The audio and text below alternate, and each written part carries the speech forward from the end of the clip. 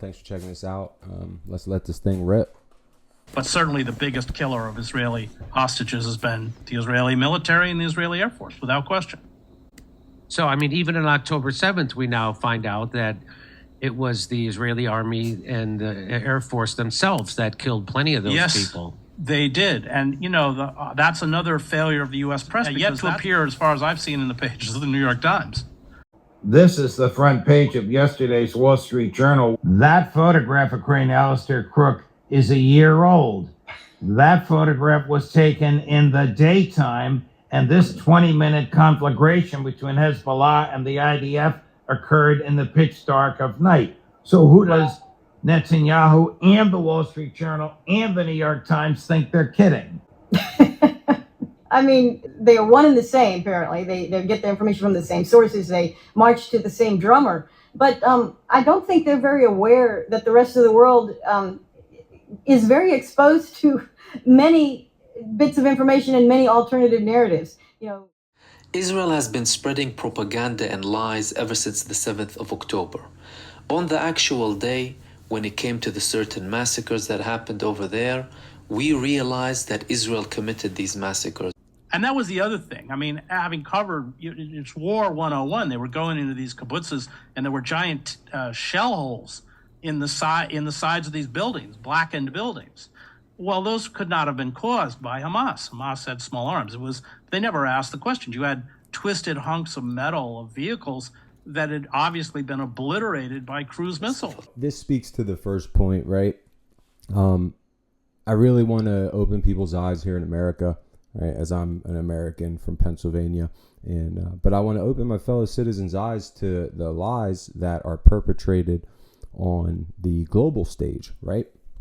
I think that all of us are really well acquainted with the lies here domestically, especially we've seen them lately with campaign season ramping up, right? Everything's on full go. Ladies and gentlemen, like December 7th, 1941, and September 11th, 2001, October 7th is a day that will forever live in infamy. It was the Jewish holiday of Simchat Torah. It began as a perfect day, not a cloud in the sky. Thousands of young Israelis were celebrating at an outdoor music festival. Yeah, tell us how you fucking killed your own people, you fucking weasel. At 6:29 a.m., as children were still sleeping soundly in their beds in the towns and kibbutzim next to Gaza, suddenly heaven turned into hell. However, the Israelis already had propaganda prepared. We knew about the lies of the 40 beheaded babies and the women who Israel reported were raped. Later on, we found out that all of these things were lies.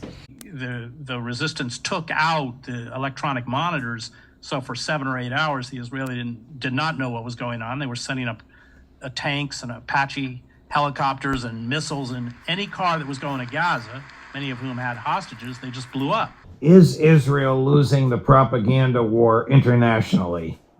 Oh yeah, no doubt about that. They've been that's been happening now for a long time. We exist in this echo chamber here of Western media outlets. The rest of the world sees what's really going on, and that's how you end up with resolutions being passed by global majorities in the UN, and we've consistently stepped through and vetoed in favor of Israel. So they really, I think maybe they truly thought that the Gaza operation would not last as long as it had. By then, it was too late. Mainstream media adopted the narrative of Israel. That they could quickly massacre, exterminate, move Palestinians off of Gaza, and that it would be over with very quickly. Heads of state adopted the narrative. Because if you think back to December and January, there was, we're so close to a ceasefire, we're almost done. Well, they weren't almost done. It even reached a point where the US president himself had to take back certain comments that he adopted when it came to the 7th of October. It really makes them look more foolish than anything else. So you know, this isn't like right on the head of things here, right? We have supported Israel financially and politically to allow them to continue to do what they've been doing in Palestine, right? There has been a shielding of news on Western outlets' behalf, right, as far as what we see here in America and what we're told. Any car that was going to Gaza, many of whom had hostages, they just blew up. Just wiped out, and I knew that that couldn't have been done by them, and of course it was done by the Israeli military. And then what did they do? They buried them. Did you know? Did you know that they buried the evidence of what they did? Yeah, well, that's also been true in Gaza. There are all sorts of mass killings, and they're uncovering, especially like around Al-Shifa Hospital, some of these hospitals where they have just been, they hauled everyone out and executed them. Then we are now they're uncovering these mass graves throughout Gaza. Yeah. These mass graves throughout Gaza. These mass graves these mass graves. They hauled everyone out and executed them. Yeah. These mass graves, especially like around Al-Shifa hospitals. They hauled everyone out and This is not a clash of civilizations. It's a clash between barbarism and civilization. These mass graves these mass hospitals, especially like around Al-Shifa hospitals, and executed them. Executed them. Executed them. They hauled everyone out and executed them. Look like a bunch of terrorists on those carts there, right? Sure, it wasn't old people and women and kids, right? Yes, you're the barbarian. Look at the barbarian's eyes. It's a clash between those who glorify death and those who sanctify life. Huh. What side are you on there, BB? You glorify death. Plenty. These clips of Netanyahu are from July 24th, in case you are not aware, when he came to our country and addressed a joint meeting of our Congress for the fourth time.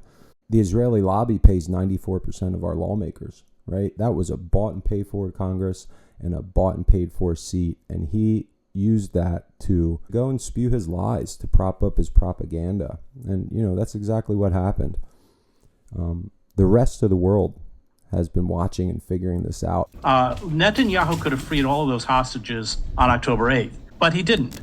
It was a callous indifference to the hostages. They were taken for that prisoner exchange. That's why they were taken.